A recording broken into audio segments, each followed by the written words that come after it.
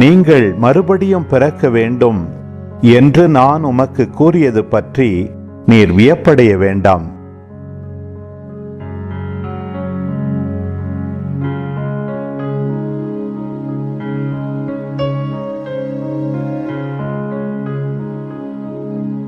காற்று விரும்பிய திசையில் வீசுகிறது, அதன் ஓசை உமக்கு கேட்கிறது.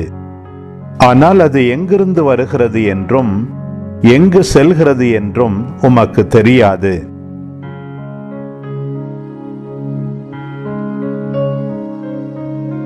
தூய ஆவியால் பிறந்த அனைவருக்கும் இது பொருந்தும் என்றார்.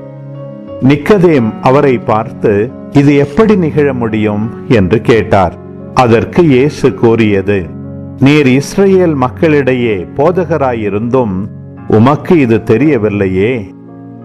எங்களுக்கு தெரிந்ததை பற்றியே பேசுகிறோம், நாங்கள் கண்டதை பற்றியே சான்று பகர்கிறோம்.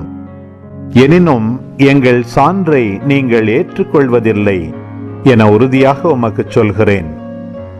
மண்ணுலகு சார்ந்தவை பற்றி நான் உங்களுக்கு சொன்னதை நீங்கள் நம்பவில்லை என்றால், விண்ணுலகு சார்ந்தவை பற்றி சொல்லும்போது எப்படி நம்ப போகிறீர்கள்?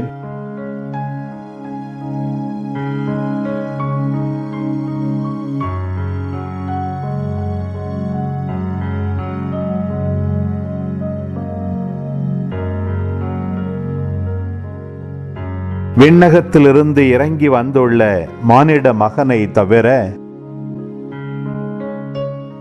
வேறு எவரும் விண்ணகத்திற்கு ஏறி சென்றதில்லை. பாலை நிலத்தில் மோசேயால் பாம்பு உயர்த்தப்பட்டது போல மானிட மகனும் உயர்த்தப்பட வேண்டும். அப்போது அவரிடம் நம்பிக்கை கொள்ளும் அனைவரும் நிலை வாழ்வு பெறுவர்.